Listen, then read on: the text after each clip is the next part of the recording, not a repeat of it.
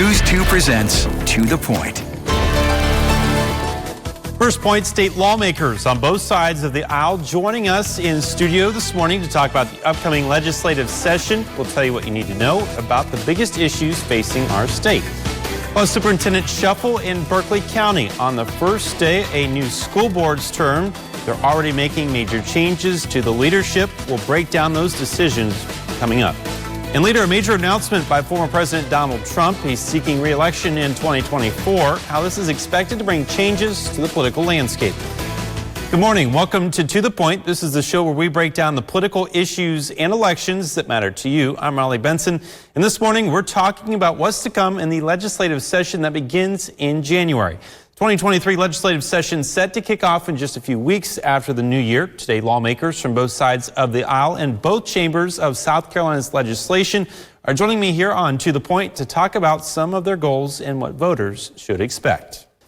Senator Bennett, thank you so much for joining us here on To The Point. Oh, you're welcome. Happy to be here. So obviously we're looking ahead at the 2023 legislative session, going to start in a couple weeks from now. Right. Some things are already in works as we get ready to start. Do you want to kind of touch on those for us? Sure. I mean, I think the thing that's coming up that we have to do every year is deal with budget issues. We get started on that pretty early in the session. We had a meeting from the BEA yesterday that just said that South Carolina's got another $3.6 billion projected surplus. That's on top of a several billion-dollar surplus last year. South Carolina's economy is booming, unlike the national economy, which is struggling in areas. We're not seeing that problem yet. And we're going to have to deal with that money. Anytime there's a lot of money in the coffers, there's a lot of people that want to do different things with it. Senator Bennett, this will be, I believe, your 10th year in Columbia. Years. So, obviously you have a pretty good idea what this looks like, this process looks like. But I want to ask you your thoughts on some of the goals for this upcoming legislative session, whether as a whole or in yours too. Sure. I guess from a whole, I don't know that I can speak to that right now. I mean, our caucus has not got together. We're getting together in a few weeks to discuss our overall team goals, if you will. Right. My goals remain the same as they have for really the past 10 years. Tax reform, comprehensive, meaningful tax reform in South Carolina. Our tax system, our tax policy is broken in South Carolina. It remains broken. We did a number of things last year to improve upon that, reducing income tax rates, providing a rebate back to taxpayers, but we have not yet taken a holistic approach to it. We have to do that before the tax system implodes. So that's something that I talk about a lot. I'll continue to talk about that. Another fiscal issue has to deal with our public pension plan. Our public pension plan is still, depending on the day and how you calculate it, it's anywhere between $17 and $20 billion in a shortfall, and we've got to fix that. And we cannot keep kicking that can down the road. We did some changes to that a few years ago. Mm-hmm. It's time for the second phase of that to really, truly solve the problem for the long term. And those aren't sexy issues. Those aren't the things that get people excited, but those are foundational fiscal issues that affect every citizen in South Carolina. Senator Bennett, obviously there's been a couple issues that have been hot topics in South Carolina. Obviously the legalization of marijuana, or whether or not that'll happen, has been one. Yep. Abortion being another. Right. So obviously no progress really made on those last year. So what do you foresee, or what would be your goals for those two topics in the next coming session? Yeah, my goal would be personally is to get them over with. Once and for all, get them over with to the extent we can. Those are important issues to a lot of people, myself included. They are issues that really show these philosophical battles, if you will, within the General Assembly that honestly don't pop up that often. But these are meaningful issues, and they're emotional issues that really get us wrapped around the axle pretty quickly and pretty easily. So I would hope that whatever we do, we take it on, we address it. The Senate knew how we were going to address it last year. That body has not changed. We have not received any more members.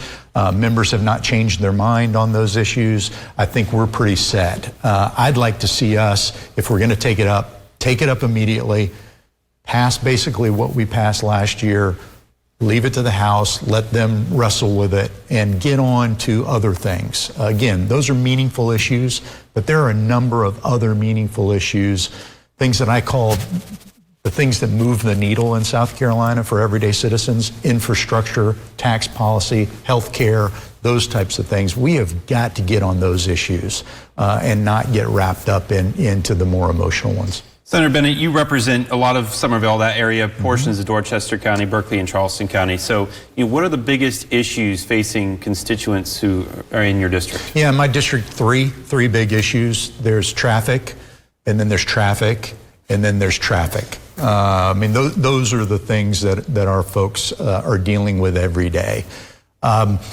South Carolina's committed more money to roads and infrastructure than they have in the history of the state over the past 3 or 4 years.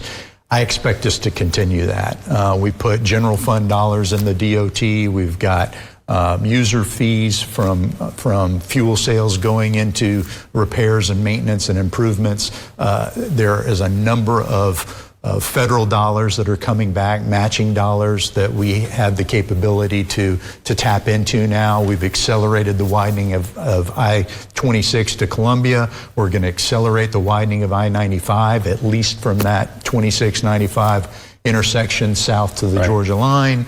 But we've got other roads in our communities that we have to pay attention to as well. Senator Bennett, thank you so much for joining us on To The Point as we look ahead to 2023. Happy to do it. Thank you for having me. Thank you so much. You bet. Our next guest on To The Point recently won re-election to his seat in the State House of Representatives, representing portions of Berkeley and Charleston counties, which he has done since winning election back in 2018. Representative Moore, just a couple of weeks away from legislative session kicking off at 2023. Talk to us about some of your goals and some of the House's goals this year. Well, for me, it starts with mental health. We've worked on for the past 4 years securing additional millions of dollars for mental health awareness and wellness in our public schools and across the state. So continue to better fund the department is vitally important to me. We still need to do a lot more when it comes to road and bridges projects.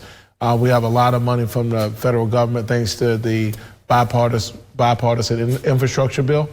Outside of that, what I'm interested to see is we're going to have a lot of new members. I believe it's 27 new members. I'm interested to see how leadership handles some of these interesting characters that are joining the State House. So I'm interested to see that. But there's a lot of work we need to do as far as education. As you know, South Carolina is still ranked in the bottom when it comes to education. We're ranked close to the bottom when it comes to our water quality here in the state. So there's a lot of work that still needs to be done. So I'll be pushing those issues. Representative Moore, abortion and legalizing marijuana were two issues that really dominated, South Carolina and the country last year. So, where do you see those issues going this year, and maybe what are your goals for those two? Well, I'm gonna fight like hell to make sure the women of the state freedoms are protected. The unfortunate reality is that elections have consequences, and the majority of folks that are in the legislature now are going to try to really push banning women's rights, and I'm gonna fight like hell against that. As it relates to medical cannabis, it's something that we need to do in the state. It's important when you're talking about pain management. So I'll be working really, really hard. I've asked the current chairman of 3M where that will more likely go once it comes out of the Senate to go back to that committee, because it's important, especially I remember when I first ran for office. One of the first people I talked to when I knocked on doors was a young lady and her daughter who suffered from seizures, and how medical cannabis was the only thing they found in all the research that they did that had the potential to relieve some of her pain and her suffering. But it's illegal here in South Carolina. We have to do something about it. We have to do something about it now. Representative Moore, you've been in the House of Representatives since 2018, That's right. representing portions of Berkeley and Charleston County. So my question, what are the biggest issues that your constituents are facing, and how do we work on those? Well, I think, again, the major issue is we have so much growth that is happening in District 15. Traffic is a big issue. There's a lot of pain points in addition. So we have to make sure we get this transit-oriented development, this low country transit system done. I think the projected date is 2029. That's vitally important that we get that right. We need to expand that into Berkeley County. We also, in the district, there's still a big need for housing, housing that is affordable and attainable for folks. So we're working really hard on issues like that. And I think overall we have a really good quality of life in District 15, but we have to do something again about our education system. We saw the unfortunate Berkeley County School District decision to let go Deion Jackson, which I was devastated by. Deion has been doing a fantastic job with Berkeley County, and I'm looking forward. We're working with the new superintendent, but we need to do something about what happened that other night. So there's a lot of work to do in District 15, and I'm committed to doing it. Representative Moore, any final thoughts as we look ahead to the 2023 legislative session and have this discussion? Well, for me, I always think it's important. I'm an old organizer. That's kind of my background, and an advocate. And so my big push for all of us is to make sure that we stay engaged in this process. Elections have consequences, and we need to do everything we can as people who care about justice and freedom and liberty to make sure that our voices are heard.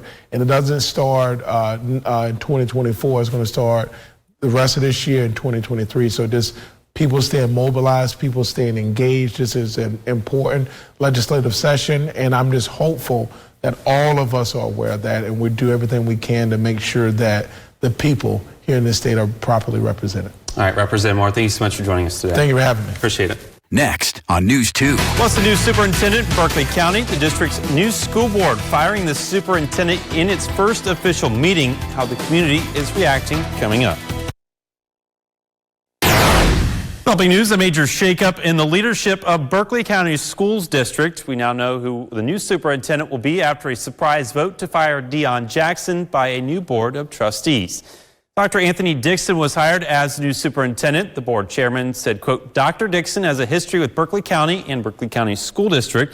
He has built invaluable relationships with employees and community members throughout the years, and that will be paramount to the success of the district as we continue to make improvements, end quote. Some board members are skeptical about how quickly this process was handled, both for Jackson and for the district's attorney, Tiffany Richardson, who was also voted out.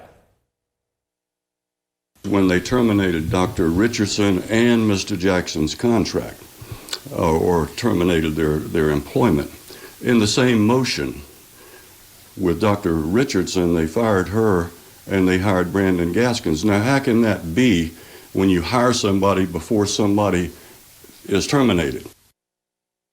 John, now we talk about this district. We talked about Berkeley County School District ahead of Election Day. This was obviously one of the districts impacted by that full switchover on the board of the School Board of Education. So a very quick decision in their first meeting to fire the current superintendent and the council, the attorney for the district. Your thoughts on this move, this shakeup in their first meeting?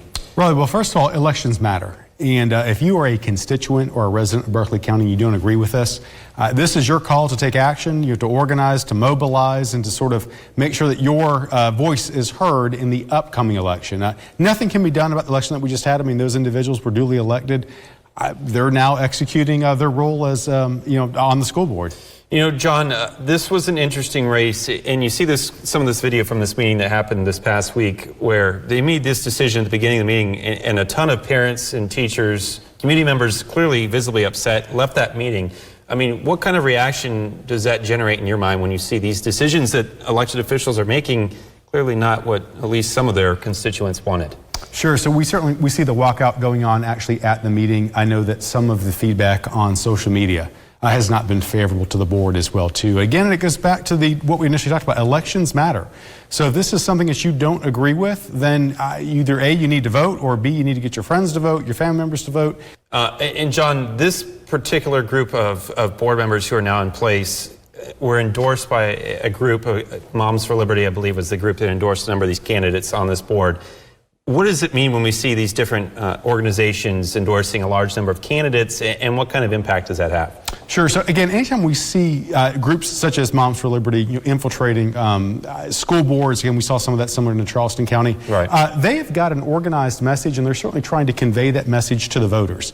They were able to organize their particular voting bloc, who turned out and elected, again, their preferred slate of candidates. Obviously these candidates are now in place for some time. So what's the best thing for constituents to do? How do they get involved? What should they do if they're upset with the decision that was made? So stay engaged, certainly attend the meetings, follow what is going on, make sure that your voice is heard. Even the school boards have citizen participation periods. So again, make sure that you're not sitting on the sidelines, that you're engaging. John, something we're going to watch in Berkeley County, something we're going to watch in Charleston County as well.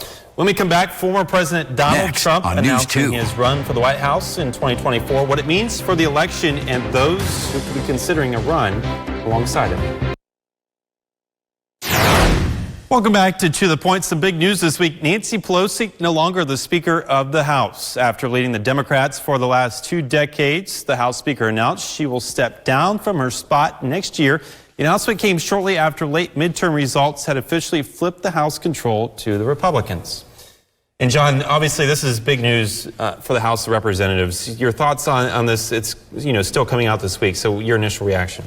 Well, this is huge for the Democrats, but also for the country. Former Speaker Pelosi was a formidable force in Washington and really has had her impact not only on the House, but again, just on our country as a whole. And she's not the only one it seems like has resigned their position either, right? Steny Hoyer has also announced today, the majority leader actually on the floor has announced that while he will remain in Congress, he's not going to stay in the leadership. So I guess, what is the leadership of the Democratic Party as a national level? What does that look like? Obviously, you still have President Biden in office, but as far as, obviously this will be now the minority leader of the House, your thoughts on where leadership could be? So we're probably seeing a generational shift right now. Again, this is a lot of the old guard. Again, the Steny Hoyers and Nancy Pelosi's that have been in Congress literally for decades. They're starting to say, you want to know what? It's time for the next generation to pick up the mantle and to continue the walk forward. And something that you and I were talking about is obviously the recent attack on Pelosi's husband could play some role in this decision by the former speaker? Well, so that certainly probably makes it difficult. To either, number one, stay in Congress, or certainly to maintain the high-profile position that former Speaker Pelosi has. She said she's for now going to remain in Congress, so she'll certainly continue to represent her district. But again, as far as having just this prominent role, either as minority leader or obviously as the former Speaker, that just isn't in the cards for her future. Quickly, any kind of front runners at all? Any kind of indication on that? Hakeem Jeffries, certainly the caucus leader right now. He probably would be one of the biggest front runners for the Democrats to pick as the new minority leader coming into the next Congress. John, certainly a situation we're going to continue to watch as it unfolds. And earlier this week, a special announcement was made by former President Donald Trump. He's officially running for president again in 2024. It's a decision he's been teasing for months. The decision comes just a week after the midterm election. Prior to the announcement, Trump filed paperwork with the Federal Election Commission to form a campaign committee. In this week's speech, Trump blamed current President Joe Biden for the war in Ukraine, high prices that Americans are facing, and an increase in crime. Here's what he told a crowd on why he decided to run again. I am running because I believe the world has not yet seen the true glory of what this nation can be. We have not reached that pinnacle, believe it or not. In fact, we can go very far. We're going to have to go far. First, we have to get out of this ditch. And once we're out, you'll see things that nobody imagined for any country. It's called the United States of America, and it's an incredible place. Former President Trump is the first major candidate to announce a campaign for the White House in 2024. It's still unclear whether or not President Joe Biden will seek re-election in 2024. John, this is the third time that President Trump is going to throw his name in this hat to run for president. Well, first of all, hard to believe we're already talking about the 2024 election just having come out of the 2022 midterms, but right. Nevertheless, this is where we find ourselves. A lot of the Republican contacts that we have that we've talked to, this was either A, the worst kept secret in the country, or B, they really wish that the former president would have waited maybe a little while longer. We'll certainly see how 2024 plays out. It's early in the game, but he's the first declared candidate, so let the games begin. John, it seems like there's some mixed reaction among those either supporters or people maybe not in support of former President Trump running for president. Let's talk about some other possible candidates who could put their name in this hat. Nikki Haley's one we've talked about a number of times. Tim Scott, somebody we've talked about. Ron DeSantis is somebody we've talked about. So how does this impact the Republican Party candidate ultimately when it comes election day? Mike Pompeo is another big name too that we've mentioned before. Right. They're going to begin to look at the water, begin to test the waters. Fundraising is going to be a very big factor in this race. It's going to be expensive. We know 2024 is going to be significantly expensive, more than what we saw just in 2020.